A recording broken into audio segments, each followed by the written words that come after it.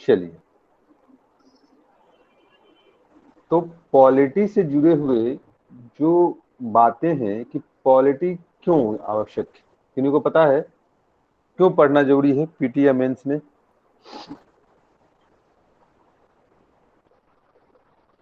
आखिर पॉलिटी पढ़ने का मोटिव क्या है, क्यों सिलेबस में डाला गया?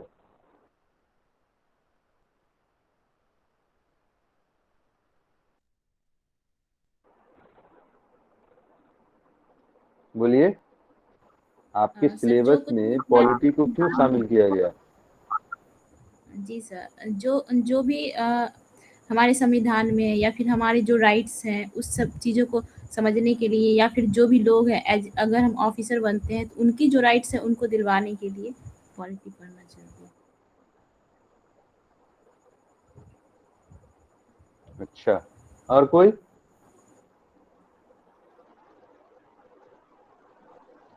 और कोई बताएंगे? देखिए, पार्टिसिपेट कीजिएगा तो क्लास में भी मजा आएगा और अच्छे से चीजें छन के बाहर आएंगी। सास तो हाँ पार्टिसिपेट सर। करने से डरिए मत। हेलो। शासन हाँ, संबंधी बोलिए। जानकारी के लिए। हाँ। हाँ सर, इसमें जो है पॉलिटी इसलिए पढ़ा जाता है क्योंकि अच्छा। ये जो भी हमारे कार्यपालिका का अंग है सर। और हम इससे जो भी जाएंगे तो वो ऑफिसर बनेंगे और वो कार्यपालिका में जो है एक प्रशासन की भूमिका निभाएंगे सर। और इसके लिए उसको वो सारा चीज की इसलिए जानकारी पढ़ा होनी है। चाहिए जिसमें वो जा रहे हैं। हेलो। अच्छा। अच्छा, ठीक है, और कोई? सर और है भार, इसमें उसके भारतीय ना, अंतर्गत जो है। हाँ प्रणाम।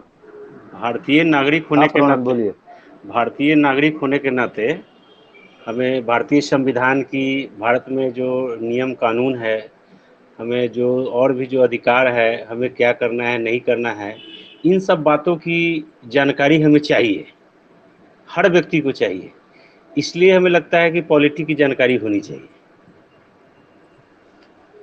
ऐसा रहता तो फिर इंजीनियरिंग कॉलेज में पढ़ाता या देखिए, मेडिकल में पढ़ाता। सर कुछ बोलूं? चलिए, तो हाँ बोलिए, बोलने के लिए ही तो हम कह रहे हैं। सर देश की शासन व्यवस्था के लिए राजनीति विज्ञान का अध्ययन आवश्यक है। इसके अंतर्गत जैसे राजनीति विज्ञान में हम देखते हैं कि व्यवस्थापिका, न्यायपालिका और जो कार्यपालिका है, तीनों का ही विस्तृत विवेचन हमें होता है। इसके अलावा जो एक आम नागरिक के जो कर्तव्य हैं, उनके अधिकार है, उसका भी इसमें विस्तृत व्याख्या किया गया है। तो इन सबों का अध्ययन कर उसके विषय में ज्ञान अर्जित कर हम अपने कर्तव्यों का निर्वहन कर सकते हैं। इसलिए पॉलिटी का ज्ञान होना आवश्यक है। अच्छा, वेरी गुड।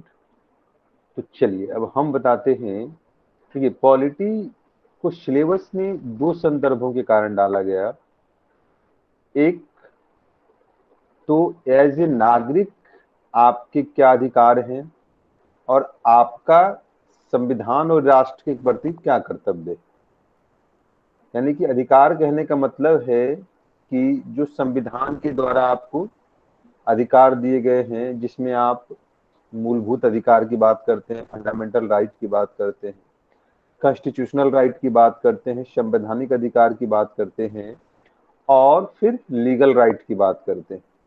यानी कि जो विधान बनाकर, जैसे मनरेगा, मनरेगा के तहत काम करने का जो अधिकार है आपका, वो क्या है? आपका लीगल राइट। यानी कि एक मनरेगा एक्ट बनाया गया 2005 में, और उसके द्वारा आपको क्या किया गया? अधिकार दिया गया। इसी तरह से फूड सिक्योरिटी एक्ट, इसमें भी क्या है? खाने का अधिकार आपको दिया गया है। तो ये सब क्या है? आपके लीगल राइट हैं। वहीं अगर कहें कि मतदान का अधिकार हो गया, संपत्ति का अधिकार हो गया, तो ये सब आपके क्या है? Constitutional right. तो कहने का मतलब यह था कि पॉलिटी के माध्यम से हम क्या जानते हैं कि हमारे अधिकार क्या हैं, यानी कि संविधान ने हमें क्या क्या अधिकार दिए हैं, और इस संविधान और राष्ट्र के प्रति हमारा क्या कर्तव्य है एज ए नागरिक, इसकी जानकारी हमें होनी चाहिए। तो एक तो ये पर्पज है। दूसरा है कि जिस सर्विसेज की आप तैयारी कर रहे हैं, जिसमें आप सिविल सर्विसेज की बात करते हैं, तो सिविल सर्विसेज के संदर्भ में भी इसका इम्पोर्टेंस हो जाता है कि आपको किसके लिए कार्य करना है। यानी कि समाज के जो अंतिम पंक्ति में खड़े लोग हैं, समाज में जो वंचित तबकों के लोग हैं, हमें करना है और उस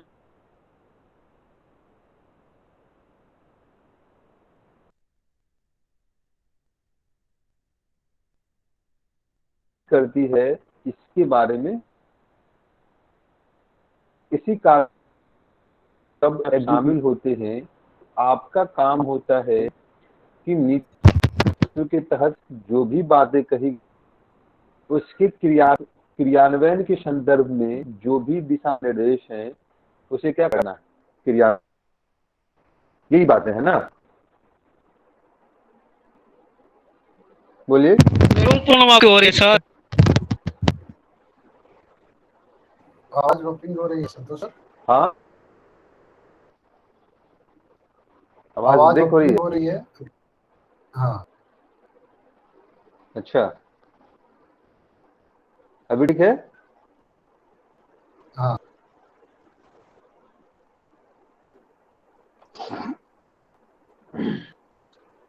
तो यहां तक बातें स्पष्ट हो गई।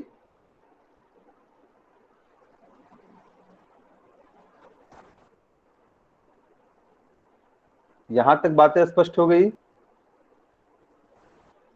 जी सर। जी सर। जी सर। चलिए, अब हम लोग बात करते हैं कि सिलेबस कितने लोगों ने देखा है पॉलिटी का। अनिल, माइक ऑफ कर लीजिए आप।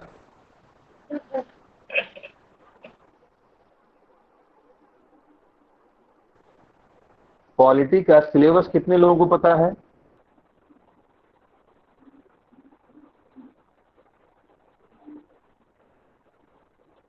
पॉलिटी का सिलेबस कितने लोगों को पता है। जी सर, पता है मुझे। मुझे सुन पा रहे हैं आप लोग। बताइए क्या क्या है प्रीति। सर सिलेबस इसमें में क्या क्या कहा गया है। बहुत सारे पॉइंट सिलेबस में सर हमें मौलिक कर्तव्य और डीपी पढ़ना है, फिर उसके बाद मौलिक अधिकार भी पढ़ना है, उसके बाद राष्ट्रपति देखिए, राज्यपाल कैजुअल अप्रोच के साथ इससे आंसर संबंधित मत जो भी दीजिए। उनका जी सिलेबस में जो बातें कही गई हैं वो बताइए मुझे। कोई बताएंगे। सर, मैं तो अभी सिलेबस लेके बैठी नहीं हूँ, यही सारे हैं जो मैं आपको बता रही हूँ, और अभी जो जो मुझे याद आ रहे थे मैं बता रही थी। अच्छा, कोई बात नहीं। और कोई जिनके पास सिलेबस सामने हो।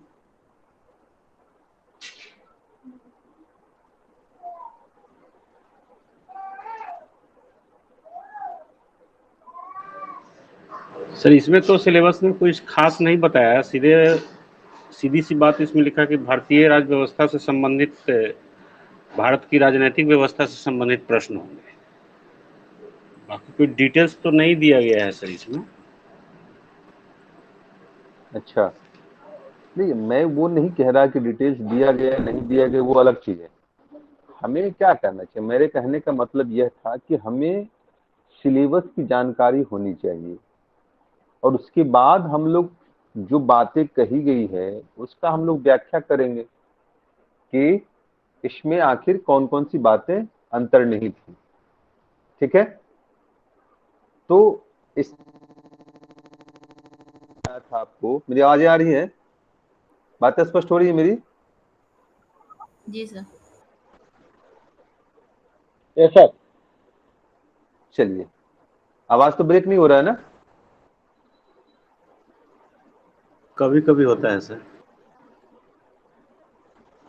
थोड़ा सा वो नेटवर्क का इश्यू बीच बीच में क्रिएट हो जाता होगा।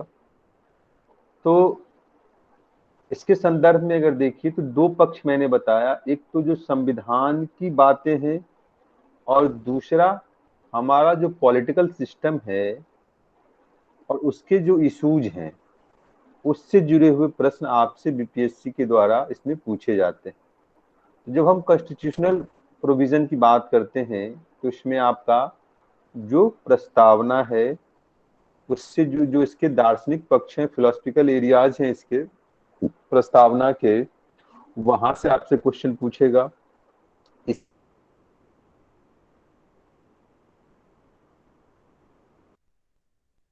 कि उसे वकीलों का स्वर्ग कहा जाता है, इसे एकात्मक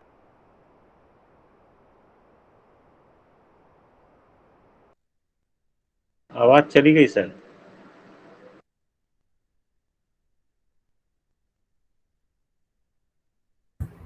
है, वजह है नहीं है। इसके साथ नहीं, आप संतोष सर, मेरी बात है, ये अगर वाईफाई है तो कोई किसी अदर मोबाइल से भी वाईफाई कनेक्ट कीजिए, ताकि ताकि आप एक ढंग से आवाज आ सके। ठीक है,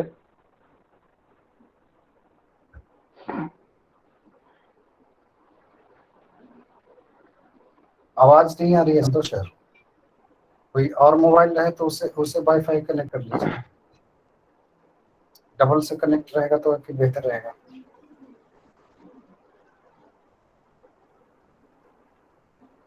काम तो एक ही नेटवर्क करेगा ना सर। दोनों करता है सर।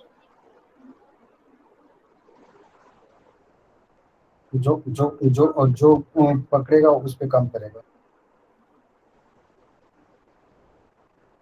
अभी ठीक है। ठीक है। चलिए,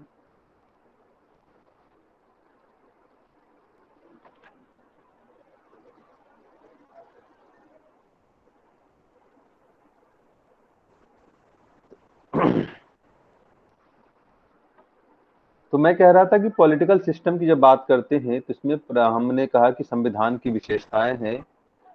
आप लोग लिख लीजिए क्या क्या इसमें पढ़ना है हम लोगों को। लिखिए।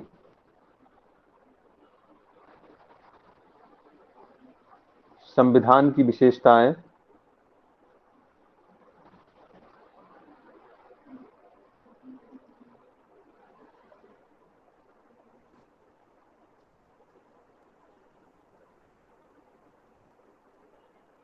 दूसरा साउंड लिखिए नहीं आ रही है प्रस्तावना। सर, साउंड कट जा रहा है।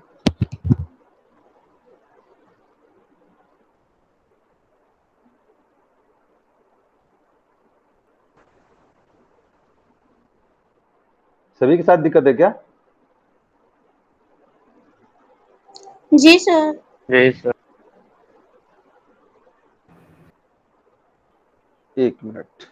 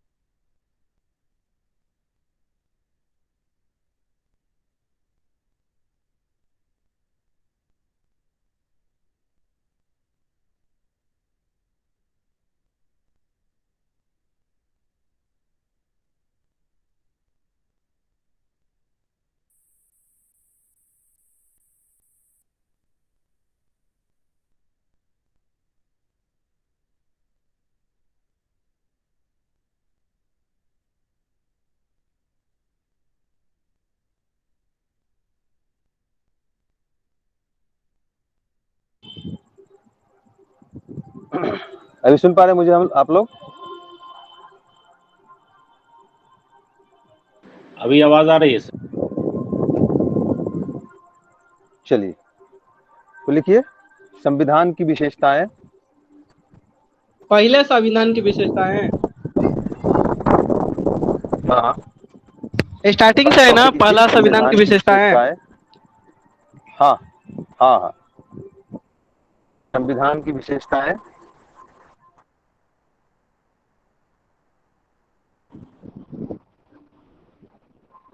दूसरा लिखिए प्रस्तावना और उसके दार्शनिक पक्ष या उसकी व्याख्या। प्रस्तावना और उसकी व्याख्या।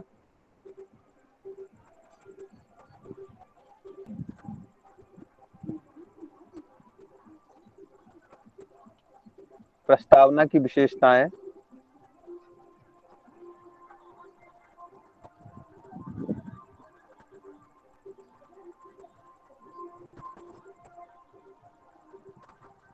तीसरा टॉपिक लिखिए मूल अधिकार।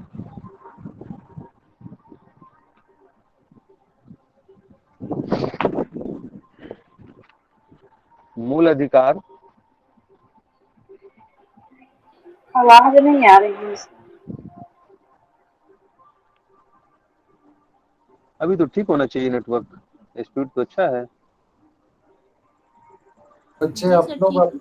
आप लोग अपना रिचार्ज जो है ना थोड़ा सा ज्यादा वाला करवाया कीजिए, क्योंकि 4 साढ़े 4 घंटा आप क्लास कर लेते हैं, उसके बाद है कि थोड़ा आपको और रिचार्ज की जरूरत पड़ेगी।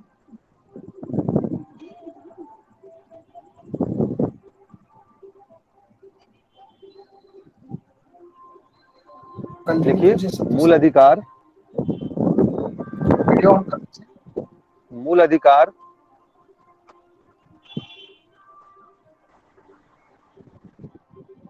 मूल अधिकार और उसकी विशेषताएं। मूल अधिकार और उसकी विशेषताएं तथा न्यायिक व्याख्या। न्यायिक व्याख्या।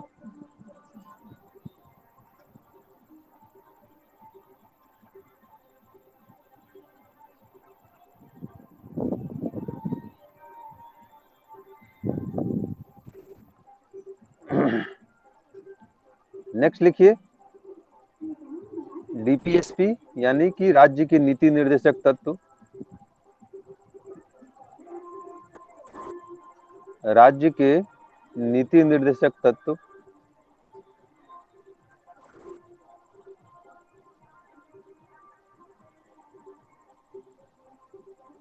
राज्य के नीति निर्देशक तत्व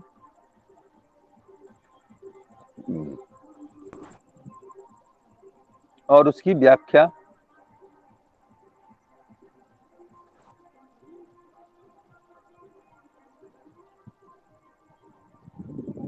और उसकी व्याख्या।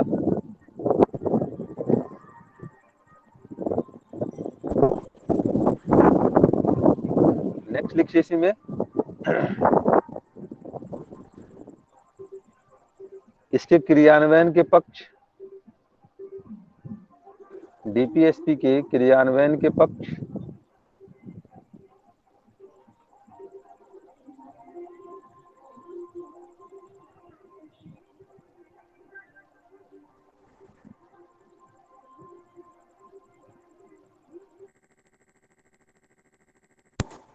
नेक्स्ट लिखिए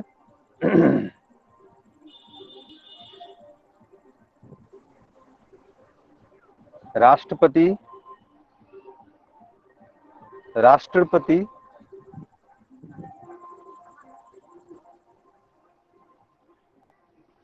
और उसके कार्य। राष्ट्रपति और उसके कार्य।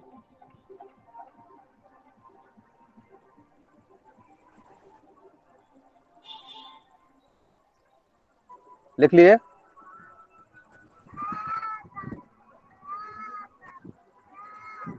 Yes sir. चलिए नेक्स्ट लिखिए राज्य विधान मंडल। राज्य विधान मंडल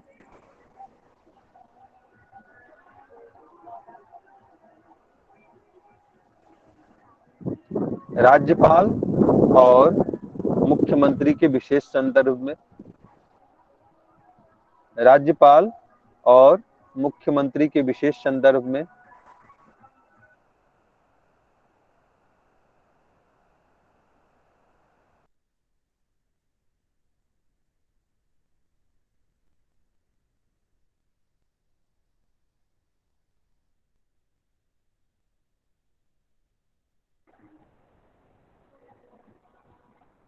मुझे सुन पा रहे हैं? यस हाँ सर। सर, सुन रहे हैं। जी सर आ रही है। चलिए नेक्स्ट लिखिए। चुनाव आयोग, चुनाव आयोग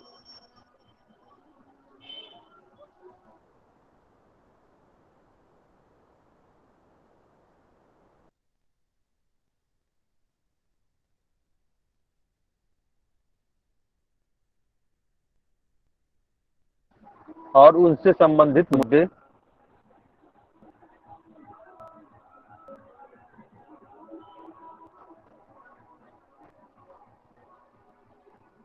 नेक्स्ट लिखिए। न्यायपालिका, न्यायपालिका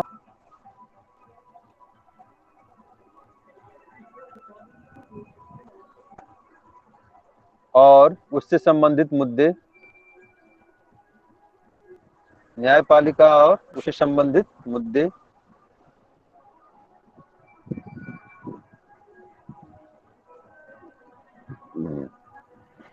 लिख लिए?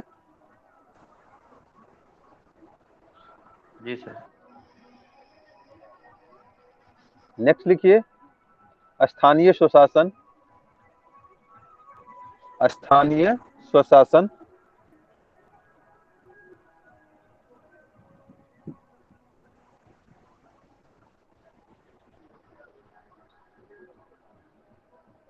देखिए ब्रैकेट बिहार के विशेष संदर्भ में, बिहार के विशेष संदर्भ में,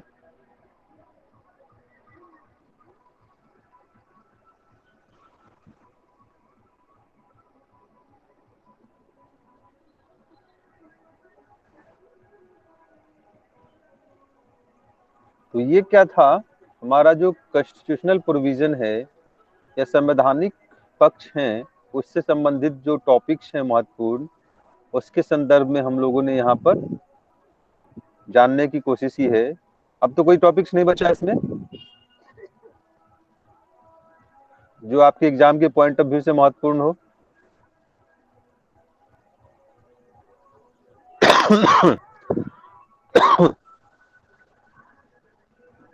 ये लोकसभा सर दल राज्यसभा बदल भी से, है क्या?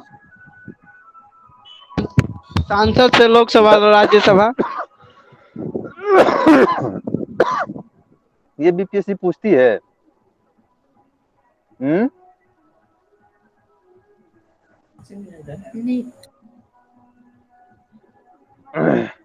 इससे जुड़े हुए कई प्रश्न देखे हैं जहां बीपीएससी ने इससे पूछा हो।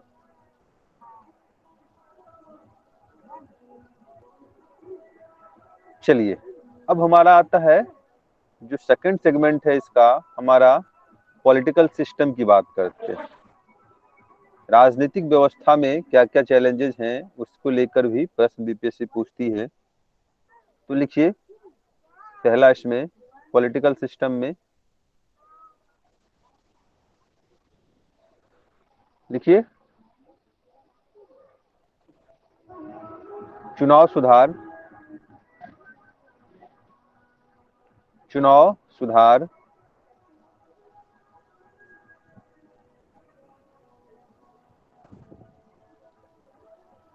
दूसरा लिखिए दल बदल और अवसरवादी राजनीति, दल बदल और अवसरवादी राजनीति,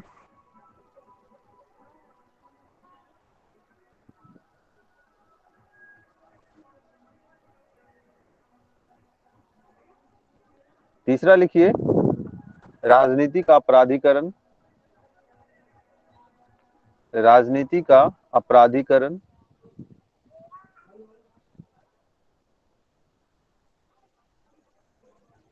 नेक्स्ट लिखिए,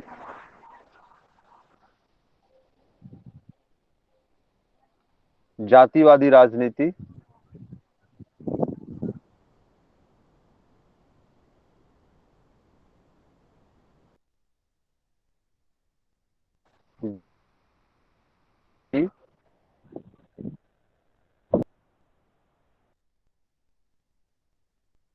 गठबंधन की राजनीति, गठबंधन की राजनीति।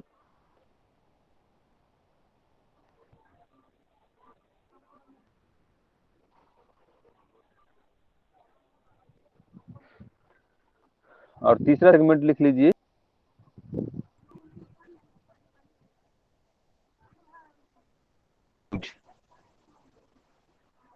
वर्तमान के मुद्दे कोई अगर चर्चा में है, चर्चित मुद्दे लिख लीजिए ऐसे,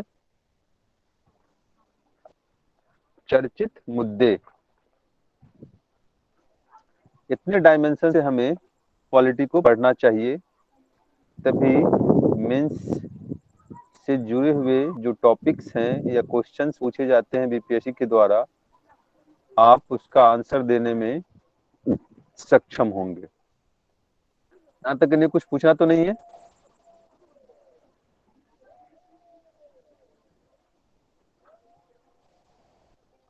कुछ पूछना है यहाँ तक?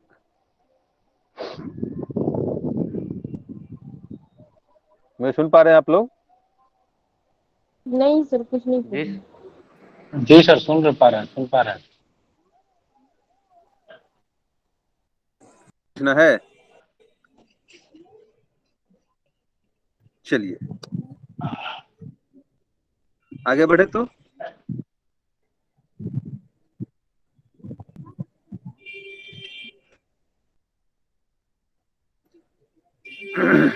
चलिए अब हम लोग बात करते हैं संविधान के संदर्भ में।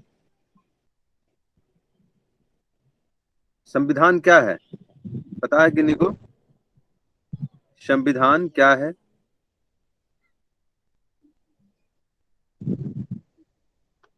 सर बोले? कोई बताएंगे? हाँ बोलिए। जी सर। सर, नियमों कानूनों की ऐसी संहिता जिससे किसी देश की शासन व्यवस्था चलाई जाती है, संविधान कहलाता है। अच्छा, और कोई?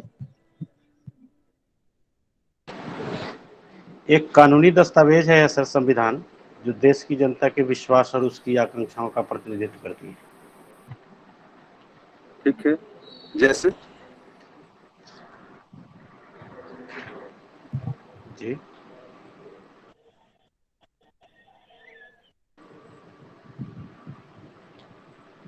जैसे सर हमारा फंडामेंटल राइट्स है, नागरिकता संबंधी जो कानून है वो है, राज्य के जो नीति निर्देशक तत्व है,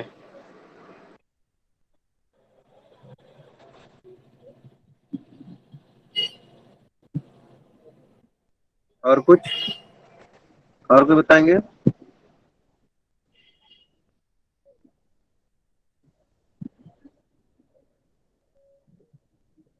चलिए, तो संविधान अगर सिंपल शब्दों में कहा जाए, आसान संदर्भों में अगर इसकी परिभाषा को जानने की कोशिश करें, तो संविधान कहता है कि यह क्या है? लीगल डॉक्यूमेंट्स, यानी कि वैधानिक दस्तावेज है, जिसमें दो बातें हैं जिसके पक्ष हैं। एक तो कि शासन का मूलभूत सिद्धांत क्या है, इसका स्पष्ट उल्लेख है, और जो हमारे आदर्श हैं, यानी कि हमने अपने ऐतिहासिक विकास क्रम के संदर्भ में जो भी मूल्यों को ग्रहण किया है, जिस भी हमने आदर्श को प्राप्त किया है, उसका हमें क्या करना है, उसका वर्णन होता है। ठीक है, तो हमने कहा कि क्या है, यह एक लीगल डॉक्यूमेंट्स यानी कि वैधानिक दस्तावेज है, जिसमें शासन के मूलभूत सिद्धांत और उसके आदर्शों का वर्णन होता है। लिख लीजिए, लिखिए, संविधान एक वैधानिक दस्तावेज है,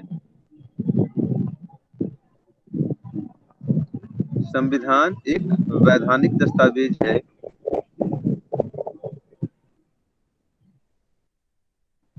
जिनमें शासन के मूलभूत सिद्धांत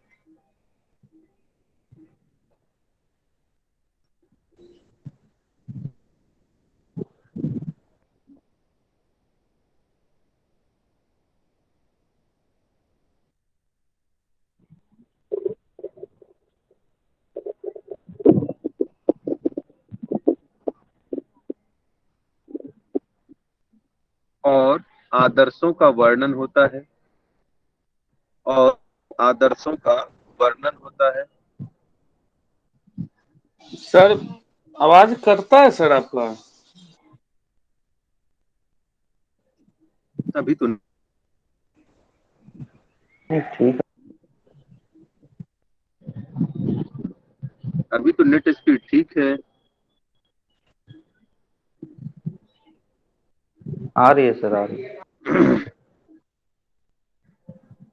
ठीक है, तो बोल हमने दीजिए एक कहा बार फिर कि से। वैधानिक दस्तावेज है, संविधान एक वैधानिक दस्तावेज है जिनमें शासन के मूलभूत सिद्धांत और आदर्शों का वर्णन होता है। लिख लिया यहां तक? अब देखिए, शासन के मूलभूत सिद्धांत कहने का मतलब है कि जैसे कि समाजवाद, जैसे कि लोकतांत्रिक गणराज्य की बात करते, जैसे धर्मनिरपेक्षता की बात करते, तो ये सब क्या है? शासन के मूलभूत सिद्धांत। और इसी के अनुरूप हमें क्या करना है? अपने शासन का संचालन करना है। जब हम आदर्श की बात करते हैं तो आदर्श के संदर्भ में क्या है? जो कहा गया कि न्याय की प्राप्त करनी, यानी कि सामाजिक, आर्थिक और राजनीतिक न्याय की जब बात करते हैं हम, यानी कि एक समतामूलक समाज की जब बात करते हैं, तो वह क्या है? हमारा आदर्श वाले पक्ष है। यहाँ पे हम क्या देखते हैं? एक समतामूलक समाज की बात करते हैं जहाँ पे ना संवैधानिक रूप से न कोई ऊंचा है न कोई नीचा है। इसी तरह हम बात करें तो स्वतंत्रता की जो बातें की गई है आपकी, की प्रतिष्ठा और अवसर की क्षमता की बातें की गई है आपसे, तो ये सब जो पक्ष हैं, ये सब क्या है? इसके आदर्श है, जहाँ पे हमें क्या करना है? इसे प्राप्त करने की बातें स्पष्ट हो गई?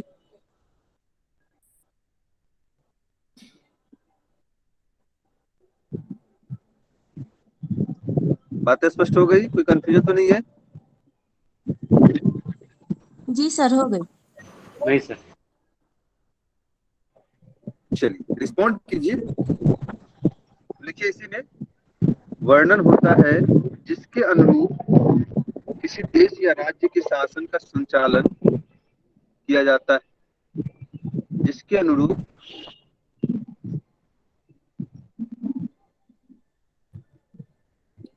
किसी देश या राज्य का शासन का संचालन किया जाता है।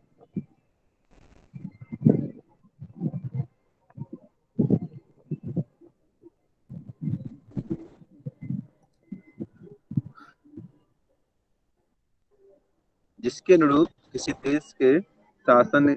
देश या राज्य के शासन का संचालन किया जाता है।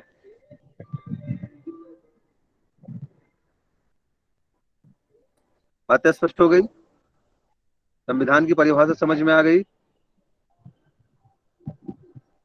इसके बाद बोले इसके विरुद्ध किसी Yes, देश sir. या राज्य का शासन चलाया। शासन का संचालन किया जाता है।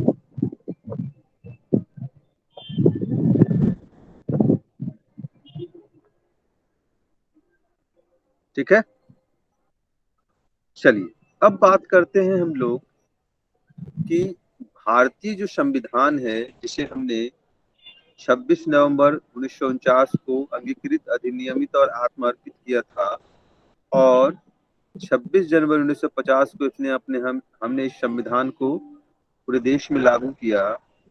इसकी विशेषताएं क्या है? आखिर वो कौन कौन सी बातें हैं या संवैधानिक प्रोविजन है जो भारतीय संविधान को यूनिक बनाता है, उसे उसे विशेषा उसके उसको विशेष संदर्भों में उसे महत्व प्रदान करता है। तो इस परिस्थिति में अगर बात करें तो क्या क्या विशेषताएं संविधान की पता है?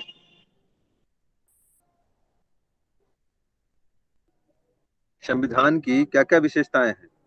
आपने तो पढ़ा होगा आप लोग ने। हाँ सर, है ना, इसका ये धर्मनिरपेक्षता है, ये पंथ निरपेक्ष है सर, एकात्मक है, प्रभुत्व संपन्न, और वही सर उसमें जो उद्देशिका में लिखा है प्रस्तावना में, वो सारी इसकी विशेषताएं हैं। और क्या है?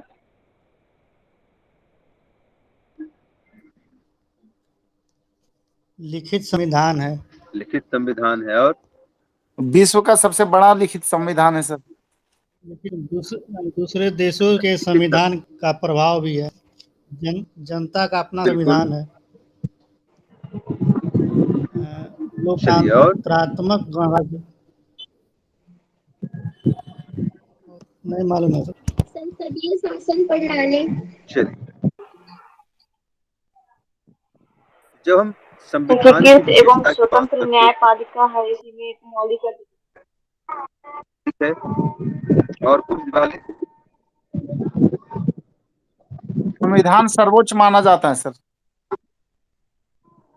चलिए, सर्वोच्च माना जाता है संविधान को।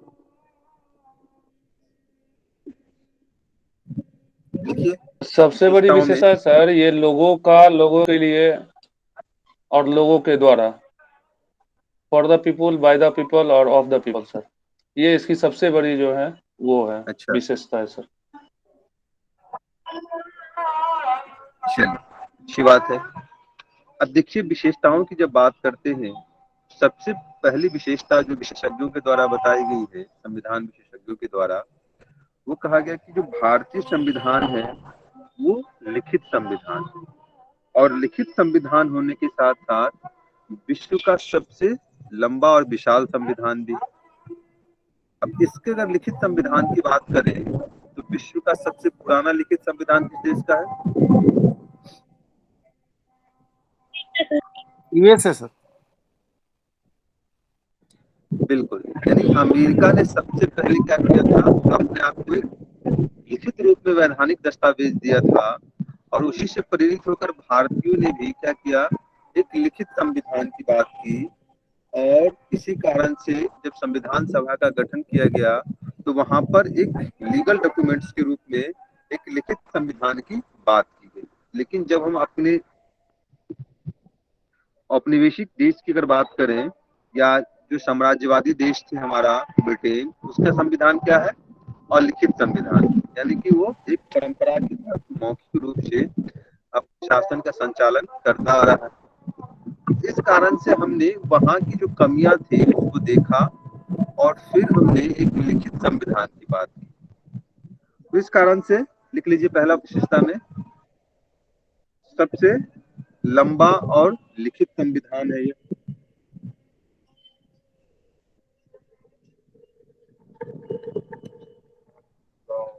अब प्रश्न उठता है कि आखिर हम लिखित संविधान की बातें क्यों की?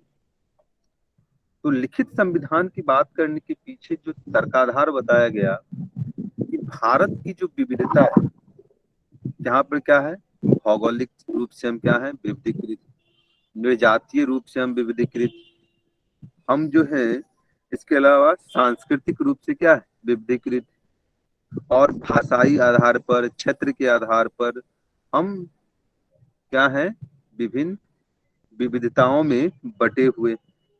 तो ऐसी परिस्थिति में जब हम मौखिक रूप से किसी कार्य का संचालन करते तो कहीं न कहीं इससे क्योस की स्थिति उत्पन्न होती। लोग अपने अपने हिसाब से क्या करते, उसका इंटरप्रिटेशन करते, उसका अपना व्याख्या करते, और इस कारण से क्या होता, फिर लोग अपने अपने स्तर पर संविधान की व्याख्या करते, और फिर आपस में एक टकराव की स्थिति उत्पन्न होती, और यह भारत की एकता और अखंडता के लिए क्या होता, खतरे की स्थिति होती। तो इस कारण से जो भारत की विविधता है, विविधता में एकता को बनाए रखने के क्रम के लिए हमने क्या किया, लिखित संविधान की बातें की। यहाँ तक बात स्पष्ट हो गई?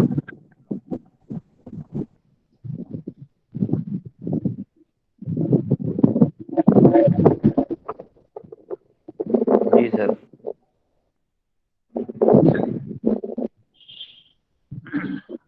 नेक्स्ट लिखिए, समाजवादी, पंथ निरपेक्ष, और लोकतांत्रिक गणराज्य में आस्था।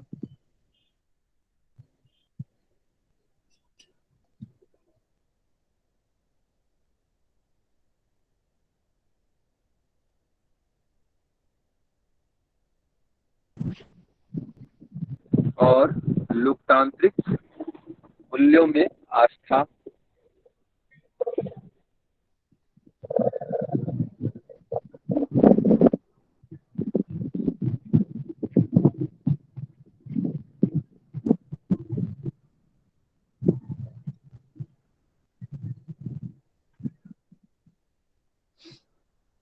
लिखिए।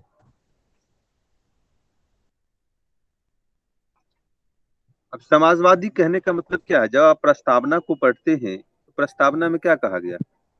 प्रस्तावना में कहा गया है कि हम भारत के लोग भारत को एक क्या करेंगे? संपूर्ण प्रभुत्व संपन्न समाजवादी पंथ निरपेक्ष और लोकतांत्रिक गणराज्य बनाने की बात है। यानी कि हमारा जो उद्देश्य होगा और शासन की जो प्रकृति होगी वो कैसी होगी? तो समाजवादी होगी, धर्मनिरपेक्ष होगी या पंथ निरपेक्ष होगी और लोकतांत्रिक गणराज्य के रूप में होगी। और ये भारतीय संविधान की विशेषताओं के रूप में भी जाना जाता है। नेक्स्ट लिखिए, संप्रभुता भारतीय जनता में निहित होगी। संप्रभुता भारतीय जनता में निहित होगी।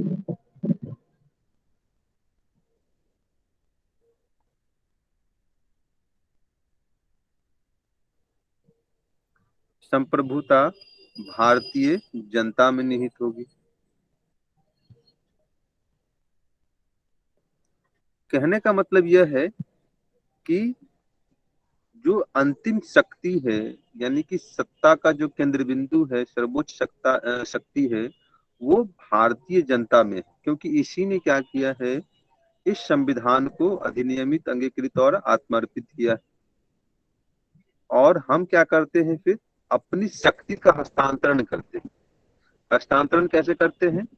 चुनाव के माध्यम से हम अपने ऊपर शासन करने के लिए प्रतिनिधि का चयन करते हैं और इस प्रतिनिधि के माध्यम से हमारे लिए जो नीति नियम है वो बनाने का कार्य होता है।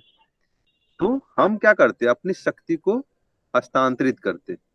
इस कारण से कहा गया कि सर्वोच्च शक्ति जो है, संप्रभुता जो है, वो भारतीय जनता में निहित।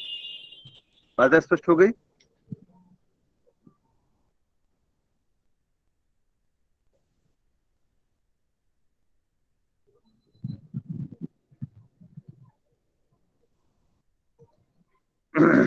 बात स्पष्ट हुई? Yes sir. कोई कंफ्यूजन तो नहीं? यहाँ तक कुछ पूछना हो तो पूछ लीजिए अभी भी।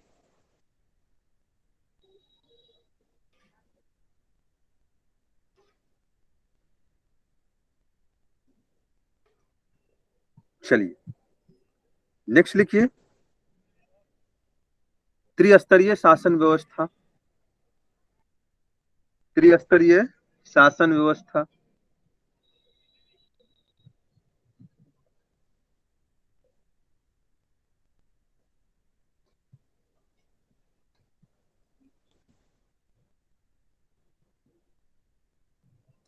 त्रिस्तरीय शासन व्यवस्था में लिख लीजिए, केंद्र के स्तर पर संघ के स्तर पर केंद्र सरकार, राज्य के स्तर पर राज्य सरकार और पंचायत के स्तर पर पंचायत सरकार।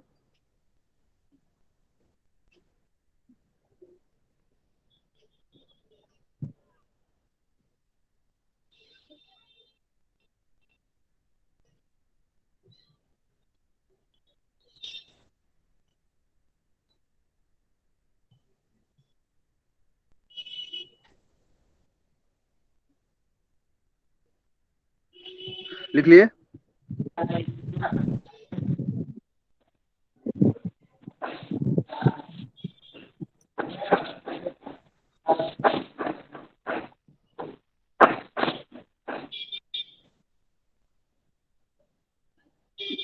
नेक्स्ट लिखिए,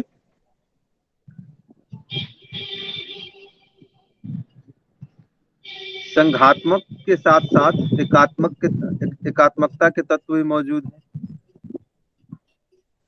संघात्मकता के साथ साथ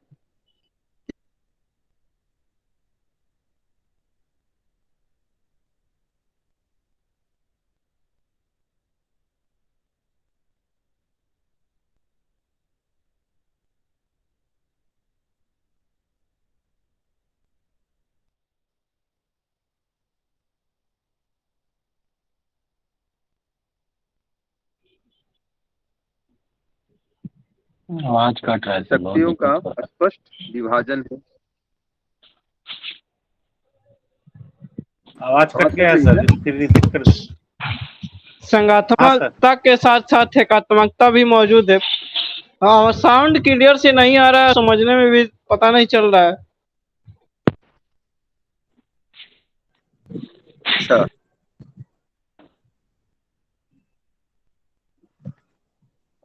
चलिए, थोड़ा सा नेटवर्क बीच बीच में फ्लक्चुएट कर जाता है। ठीक है, अभी ठीक है ना? अभी ठीक आ रही है। जी सर अभी थोड़ा सा बीच में कभी कभी वो जो ड्रिप ड्रिप मारता है ना एक बार, कुछ चीजें लिखिए।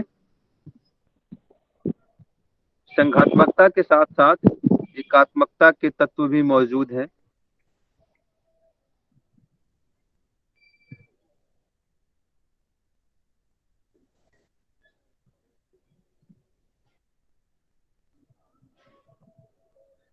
संघात्मकता के साथ साथ एकात्मकता के तत्व भी मौजूद है। जैसे संघात्मक लक्षण में लिख लीजिए, जैसे संघात्मक लक्षण में लिखिए, लिखित संविधान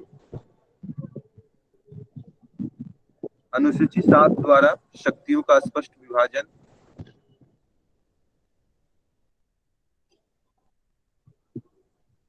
अनुसूची 7 द्वारा शक्तियों का स्पष्ट विभाजन।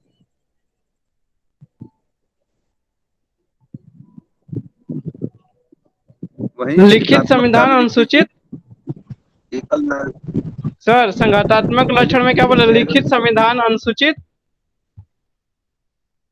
अनुसूची लिखिए, अनुसूचित नहीं, अनुसूची शेड्यूल 7, शेड्यूल अनुसूची 7, इसमें क्या है? संघ सूची, राज्य सूची और समवर्ती सूची का वर्णन है। और इसमें क्या है कि शक्तियों का स्पष्ट विभाजन कर दिया गया है कि आप किस संदर्भों में केंद्र सरकार का शासन होगा, किन संदर्भों में राज्य सरकार का शासन होगा, और किन संदर्भों में दोनों क्या करेंगे, शासन करेंगे।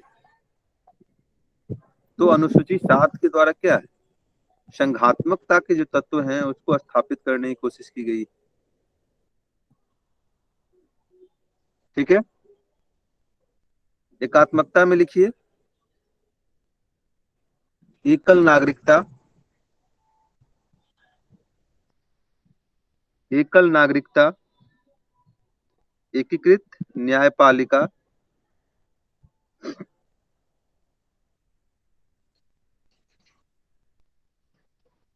एकल नागरिकता, सर रिपीट, एकीकृत, फिर से रिपीट सर, फिर से। हाँ, एकल नागरिकता,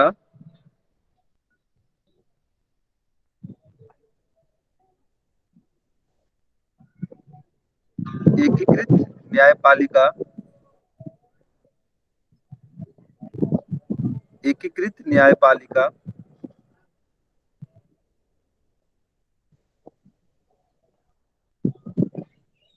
एकल संविधान, एकल संविधान,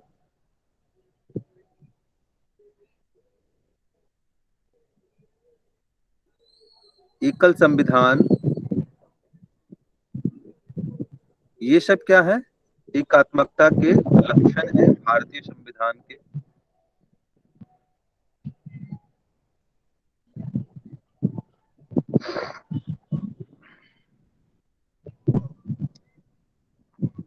नेक्स्ट लिखिए,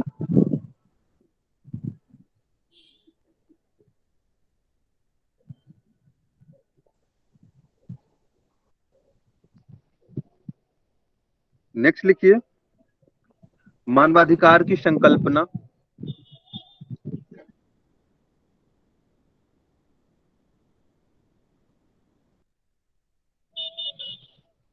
नेक्स्ट पॉइंट में लिखना है सर, वो 5 नंबर में। लिखिए, नेक्स्ट पॉइंट लिखिए, मानवाधिकार की संकल्पना।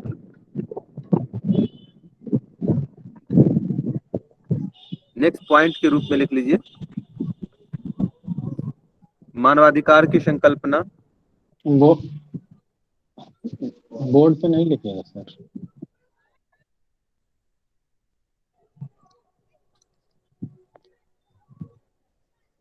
हाँ, बोल रहे थे।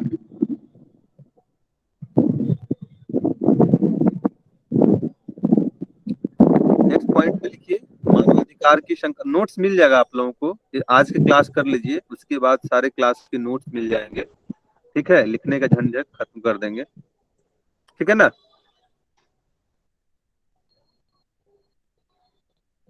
तो हमने कहा कि मानवाधिकार की संकल्पना के संदर्भ में अगर देखिए, आपने न्यायिक व्याख्या में पढ़ा होगा कि जब हम मेनका गांधीवाद की बात करें या एलआईसी वाद की बात करें, जहां पर क्या कहा गया कि जब हम फंडामेंटल राइट को और डीपीएसपी को एक साथ कंबाइंड करके जब पढ़ते हैं तो यह मानवाधिकार की संकल्पना को पूर्ण करता है और परस्पर एक दूसरे का यह पूरक है। तो इस कारण से यह क्या है, मानवाधिकार की संकल्पना को पूर्ण करता है।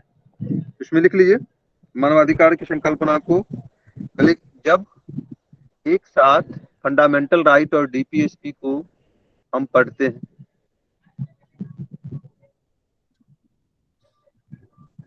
जब एक साथ फंडामेंटल राइट यानी मूल अधिकार और राज्य के नीति निर्देशक तत्व को पढ़ते हैं।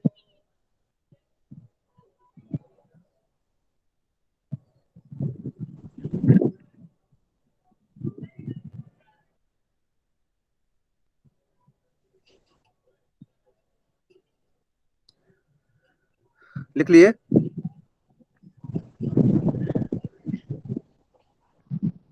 जी सर।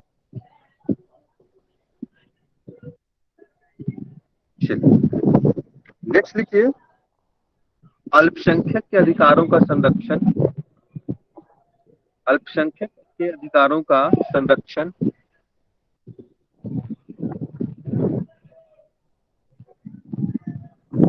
अल्पसंख्यकों के अधिकारों का संरक्षण जैसे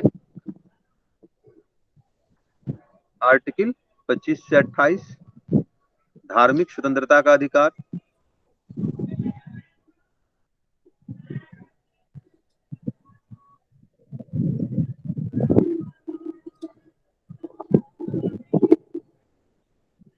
साथ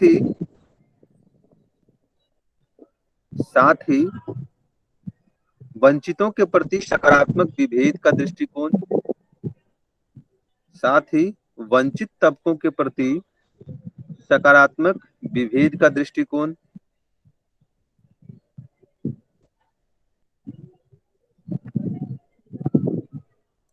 वंचितों के प्रति वंचित तबकों के प्रति सकारात्मक विभेद का दृष्टिकोण,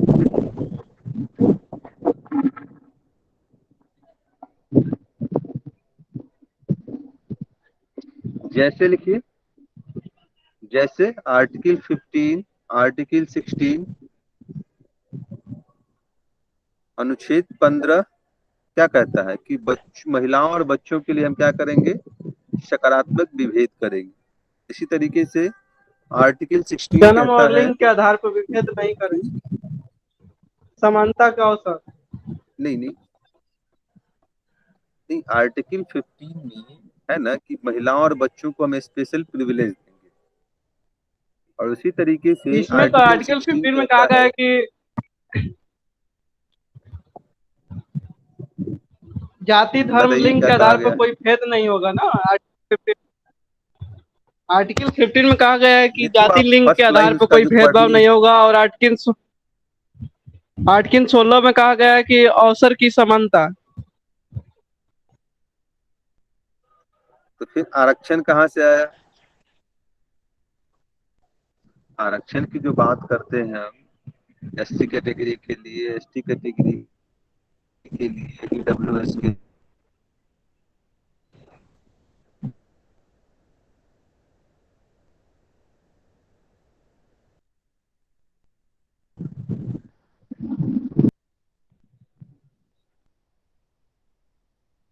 हाँ सर, उनके लिए विशेष प्रावधान की व्यवस्था की गई है। सर आर्टिकल 16 में अवसर की समानता की बात कही गई है कि धर्म, जाति आदि के आधार पर कोई भी भेद नहीं किया जाएगा। ये तो 15 में है। 16 में सर। ये तो आप देखिए, ये सब आप फर्स्ट लाइन उसका पढ़, 16 में अवसर की समता की बातें की जी गई है, सर। और इसका आप जो फर्स्ट हेडिंग है वो पढ़ दें। जब इसके आप क्लॉज को पढ़ेंगे ना, तो वहां पे ये सारी बातें स्पष्ट हैं। 15(4) की बात कर लीजिए, 15(3) की बात कर लीजिए, तो यहाँ पर क्या कहा गया है कि महिलाओं और बच्चों के लिए हम स्पेशल प्रिविलेज की बात करें। और इसी तरीके से जब आर्टिकल 16 आप पढ़ेंगे और उसके क्लॉज को पढ़ेंगे ना, तो वहां पे आर्टिकल 16(3) है, क्लॉज 3 है, 16 क्लॉज 4 है, 16 क्लॉज 5 है, 16 क्लॉज 6 है। इसमें क्या कहा गया है? आर्टिकल आरक्षण की 16 में बातें की ही गई है। है, यानी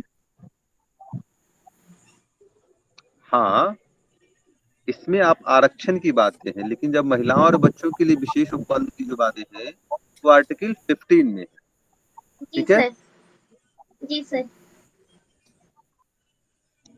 तो इसके आधार पर हमने क्या कहा कि जो समाज का हमारा वंचित तबका है, हाशिए का समूह है, हमने उसको समाज की मुख्य धारा में लाने के लिए हमने उसे स्पेशल प्रिविलेज दिया है। तो ये भारतीय संविधान की क्या है? विशेषताएं। बात स्पष्ट हो गई?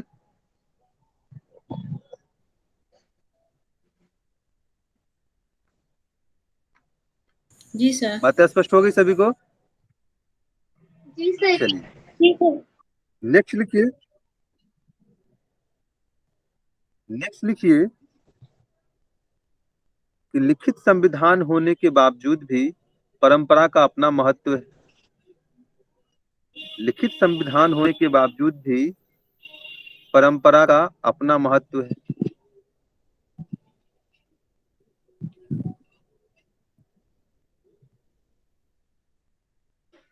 लिखित संविधान होने के बावजूद भी परंपराओं का अपना महत्व है।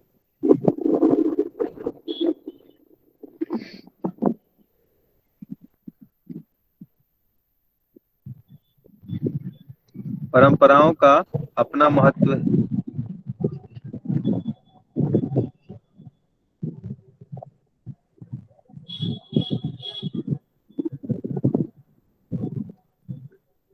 लिख लिए?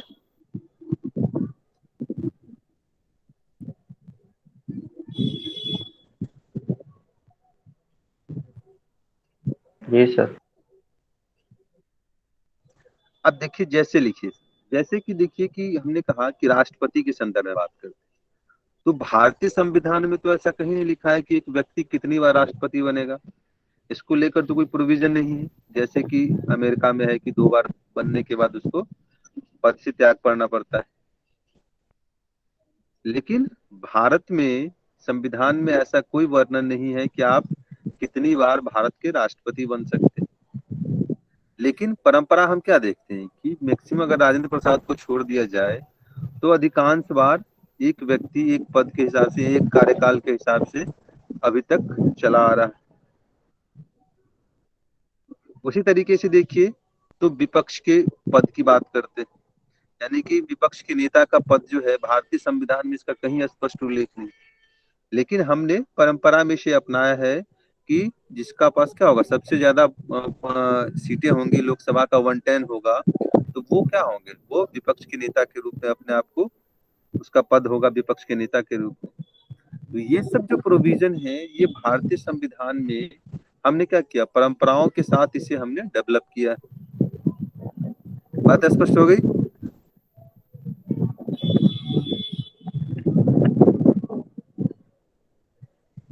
लिख लीजिए, जैसे राष्ट्रपति का पद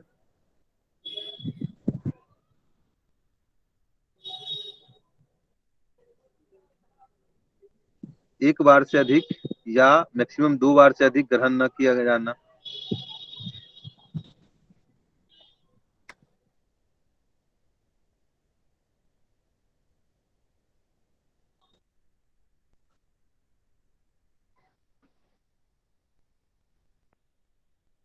नेक्स्ट लिखिए विपक्ष का पद।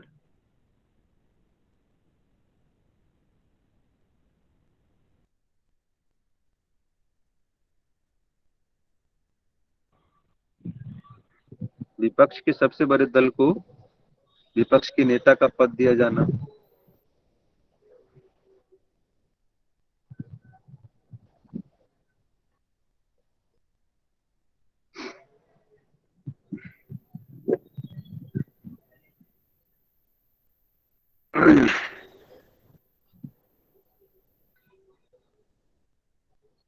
लिख लिए। विपक्ष के पद का बाद क्या बोले हैं समझ में नहीं आ रहा। इसमें लिखिए कि सबसे बड़े दल विपक्ष के सबसे बड़े दल को विपक्ष के नेता का पद दिया जाना।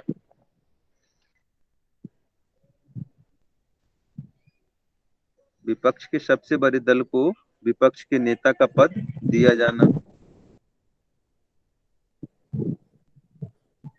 यानी विपक्ष के नेता की बात करें तो क्या एक कैबिनेट मिनिस्टर को जो भी अधिकार होते हैं, पावर होते हैं, वो सब उसे प्राप्त होता है।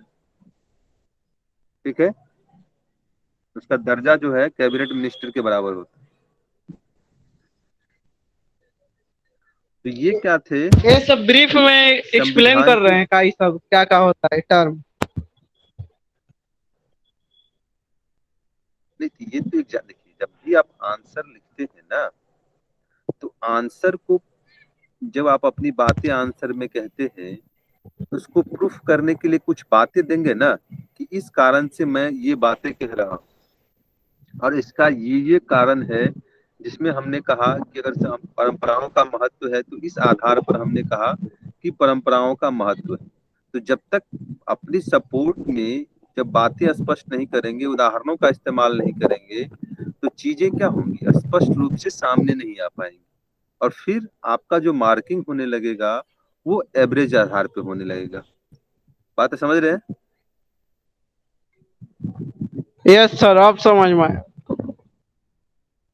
हाँ, तो चीजों को क्या है कि आप अपनी बातों को रखिएगा पहले, तो उसके लिए क्या है, फैक्ट्स एंड फिगर के साथ रखना है ना, कि सामने वाला एक बार पढ़े और उसे सारी चीजें स्पष्ट हो जाए, उसके एक इमेज क्लियर हो जाए कि बेचारा ने ये बातें कही है और इस आधार पर उन्होंने इन आधार साक्ष्य के आधार पर इस बातों को स्पष्ट किया है। तो इससे क्या होगा कि आंसर में क्लियरिटी आएगी, स्पष्टता आएगी, आंसर क्या होगा, क्वालिटेटिव होगा और मार्क भी अच्छे मिलेंगे। बातें स्पष्ट हो गई सभी को? जी सर। कुछ पूछना तो नहीं है यहाँ तक? कुछ कंफ्यूजन तो नहीं है?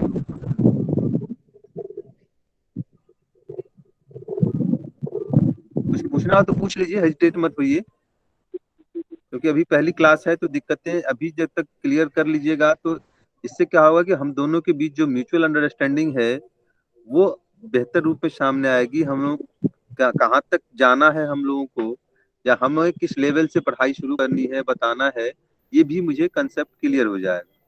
तो अभी हेजिटेट मत होइए, खुल के अपनी बातों को रखिए, क्योंकि दो क्लास में एक दूसरे को समझने में, कोऑर्डिनेट करने में थोड़ी परेशानियां होंगी, लेकिन धीरे धीरे हम लोग क्या करेंगे, उसमें हैबिचुअल हो जाएंगे और एक दूसरे की परिस्थिति, मन स्थिति को समझ लेंगे। ठीक है ना? तो अभी अपनी बातों को खुल के रखिए। अगर नहीं समझ में आती है तो बताइए कि सर ये बातें समझ में नहीं आई। अगर कोई और दिक्कत है तो वो भी बता दीजिए, तो मैं उसे अभी सॉर्ट आउट कर दूंगा।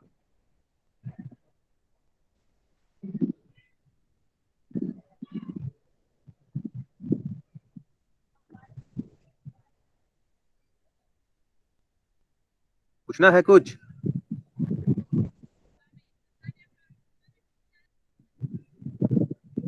नहीं सर, सब ठीक है। क्लियर है। नहीं सर, ठीक है सर। चलिए तो इन विशेषताओं के साथ साथ भारतीय संविधान की कुछ सीमाएं भी,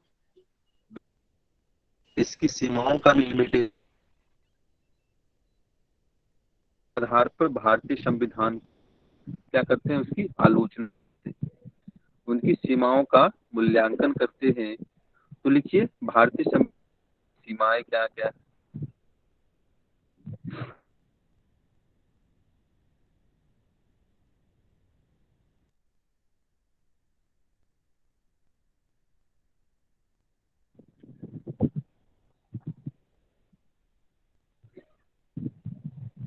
भारतीय संविधान की सीमाएं,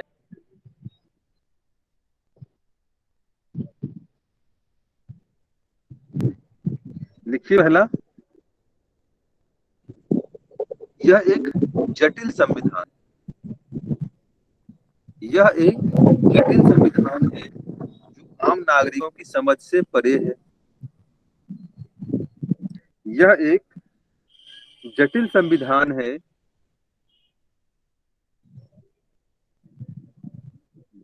जो आम नागरिकों के समझ से परे है।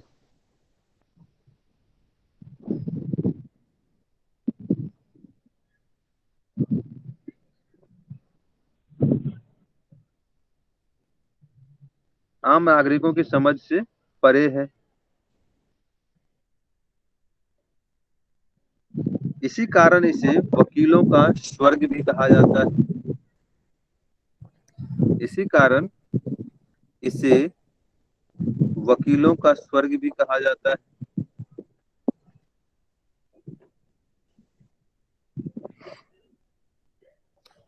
इसी कारण इसे वकीलों का स्वर्ग भी कहा जाता है।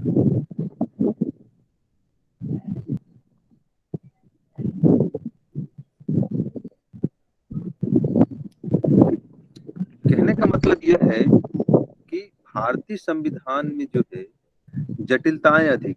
एक आम नागरिक होने के नाते आप खुद बताइए आपके फंडामेंटल राइट क्या क्या हैं, उसमें क्या क्या प्रोविजन है, ये सारी चीजें समझने में क्या होती है, दिक्कतें आती। आपके नागरिक अधिकार क्या है, आपके संवैधानिक अधिकार क्या है, आपके मौलिक कर्तव्य ही क्या है, मौलिक कर्तव्य में ही अस्पष्टता है।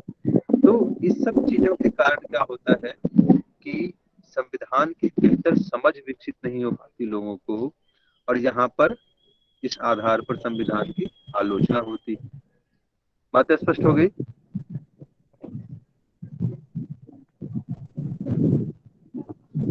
जी सर। चलिए नेक्स्ट लिखिए, संविधान निर्माण के समय सभी लोगों का प्रतिनिधित्व नहीं था। संविधान निर्माण के समय सभी लोगों का प्रतिनिधित्व नहीं था।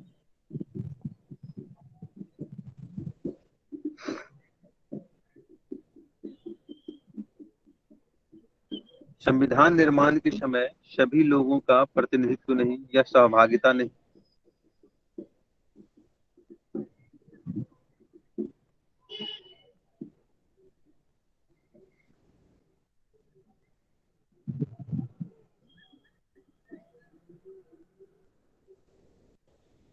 कहने का मतलब यह है कि जब आपने देखा होगा कि संविधान सभा का निर्माण किया जा रहा था, उसमें हमने क्या किया था, 10 लाख की आबादी पे एक प्रतिनिधि का चयन किया था।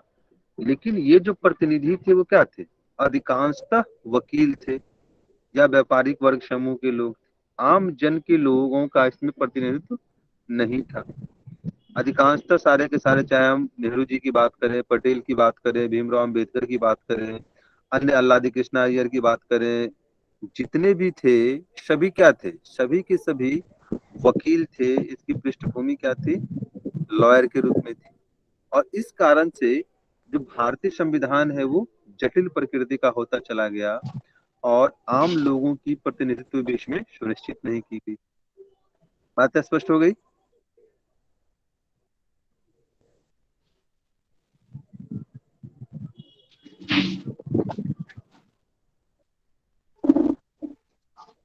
बात स्पष्ट हुई?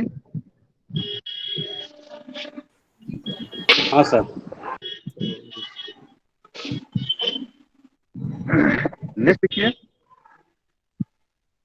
संविधान का अनुकरण मात्र है,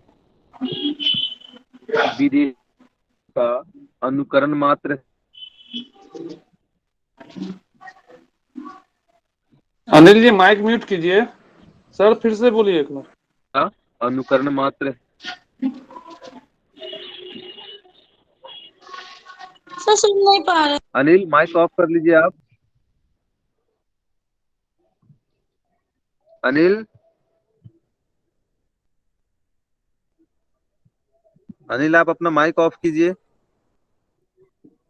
विदेशी संविधान का अनुकरण मात्र है।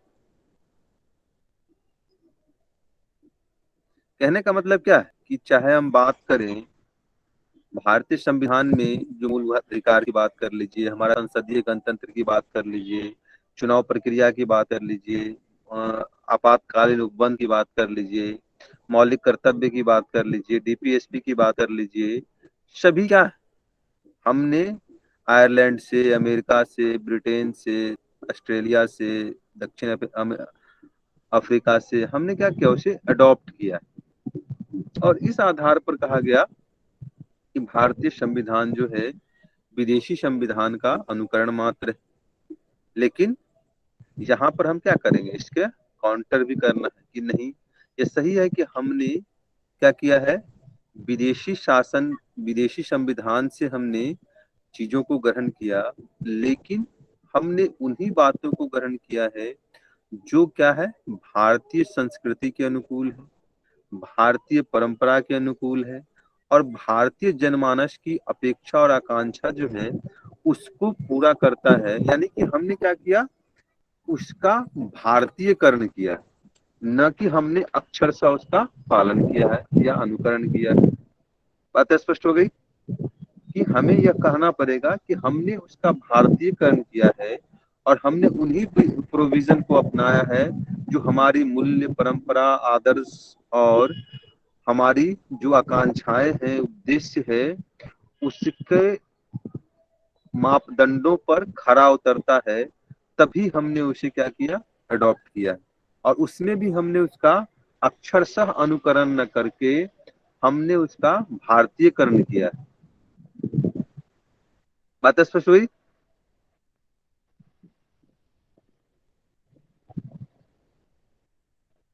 Yes sir. जी सर। चलिए नेक्स्ट लिखिए कि केंद्रीयकरण की प्रवृत्ति अधिक है, यानी एकात्मकता के तत्व क्या है, अधिक है।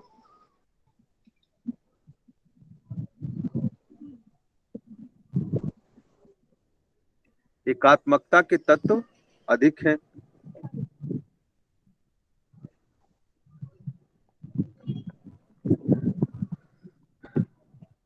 कहने का मतलब यह है कि एकात्मकता के तत्व अधिक, कहने का मतलब क्या है, अगर हम विशेष उपबंध की बात करें, जैसे कि आपातकालीन उपबंध की बात करते हैं, आर्टिकल 352 है, आर्टिकल 356 है, आर्टिकल 360 है, इस परिस्थिति में क्या होता है, हम राज्य विधान मंडल के जो अधिकार हैं उसका हम हस्तांतरण कर लेते हैं, उसका हम लोग क्या करते हैं, यह केंद्र के अधिकार में हस्तगत हो जाता है। इसी तरह देखिए संविधान संशोधन की बात करते हैं, तो संविधान संशोधन में राज्यों को कोई अधिकार नहीं दिया गया। इसके अलावा हम बात करते हैं कि वित्तीय क्षेत्र में देखिए तो राजस्व के अधिक जितने भी महत्वपूर्ण रिसोर्सेज हैं उस पर केंद्र का आधिपत्य ज्यादा है, राज्य को बहुत ही कम अधिकार दिए गए। तो इस कारण से कहा गया कि हम संघात्मकता की बात तो करते हैं, लेकिन भारतीय संविधान की जो प्रकृति है वो एकात्मकता की ओर अधिक झुका हुआ है। बात स्पष्ट हो गई?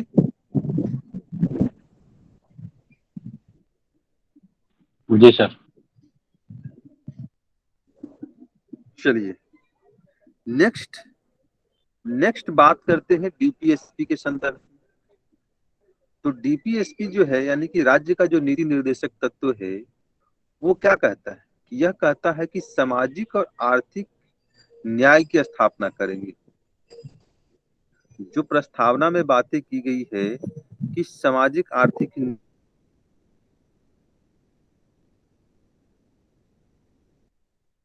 फंडामेंटल राइट्स के द्वारा मिल जाता है। लेकिन आवाज बहुत कट रही है। का मतलब यह है कि जब इस आधार पर आपके अधिकार, हाँ दीपाली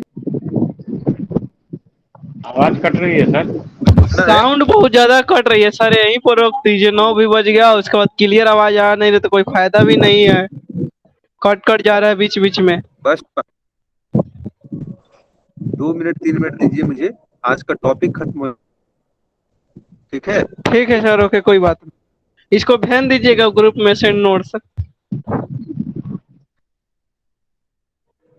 हाँ हाँ, तो मैं ये कह रहा था कि जब हमने कहा कि सामाजिक और आर्थिक अधिकार जो आपके हैं या न्याय की जो बातें करते हैं वो वाद योग्य नहीं, यानी कि फंडामेंटल राइट तो आपके वाद योग्य हैं, जहां पे आप न्यायालय में इसके उल्लंघन पर संरक्षण प्राप्त कर सकते हैं न्यायालय का। लेकिन जब हम डीपीएसपी के तहत जो अधिकार प्राप्त किए हैं, दिए गए हैं आपको, और जिसका क्रियान्वयन के पक्ष जो है वो क्या किया गया है, वो कहा गया है कि जब राज्य को अपनी यथाशक्ति के आधार पर क्या करेगा, वो इसका क्रियान्वयन करेगा।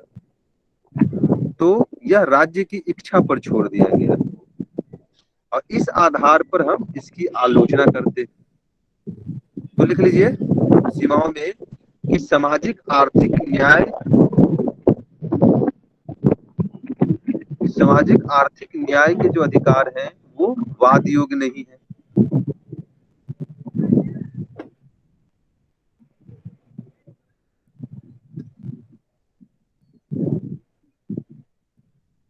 संतोष सर, आपका फैन का आवाज आ रहा है।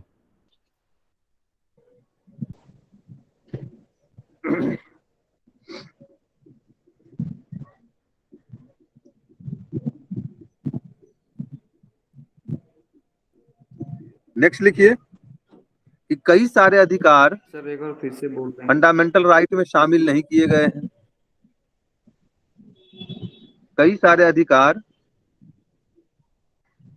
मूल अधिकार में शामिल नहीं किए गए, इसे नीति निर्देशक तत्व में रख दिया गया है।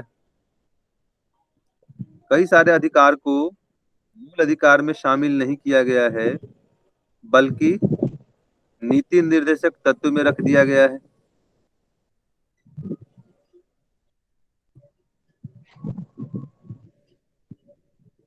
कई सारे अधिकार को मूल अधिकार में शामिल नहीं किया गया है, बल्कि नीति निर्देशक तत्व में रख दिया गया है।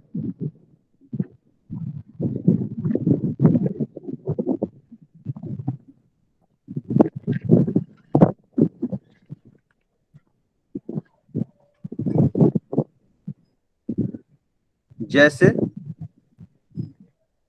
काम का अधिकार, जैसे काम का अधिकार। संतोष सर, आपको बैकग्राउंड से पंखा की आवाज आ रहा है संतोष सर।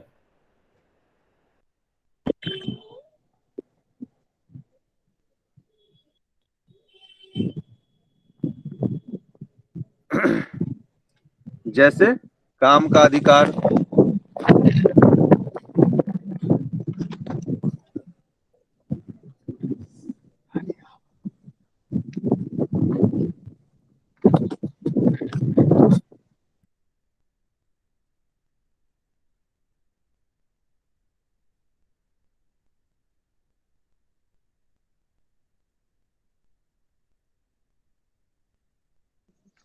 जैसे काम का अधिकार।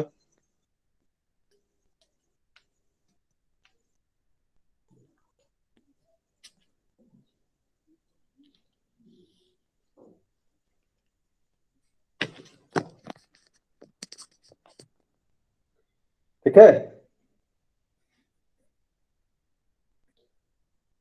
जी सर। यानी कि काम के अधिकार की अगर बात करें तो क्या जीवन की गुणवत्तापूर्ण बनाने के लिए रोजगार क्या होना चाहिए, लोगों का अधिकार होना चाहिए, मूलभूत अधिकार होना चाहिए। लेकिन हमने क्या किया, इसे डीपीएसपी में रख दिया। आर्टिकल 43 के तहत हम क्या करते हैं, काम के अधिकार की बात करते हैं। कहा गया कि कुछ ऐसे अधिकार जो जीवन के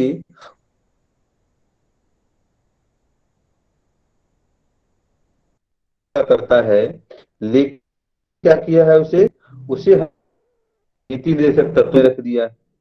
तो इस आधार पर भारतीय संविधान की आलोचना की जाती है। यहां तक बातें स्पष्ट हुई? Yes sir. हाँ,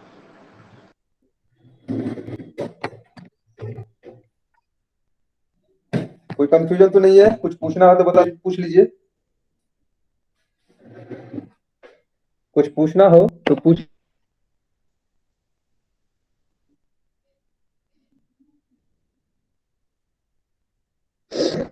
ये सर एक पॉइंट जो लिखाए थे, सामाजिक आर्थिक न्याय वाद योग नहीं है, यही ना सर लिखाए थे? हाँ, लिमिटेशन में मैंने बताया था ना कि जो हाँ, जैसे कि हमने कहा कि प्रस्तावना की अगर बात करें ना, तो इसमें क्या कहा गया है कि सामाजिक, आर्थिक और राजनीतिक न्याय की बात की गई। और राजनीतिक न्याय की जहां तक बात है तो हम कहने कहा कि इसे फंडामेंटल राइट के द्वारा हमें दे दिया गया। लेकिन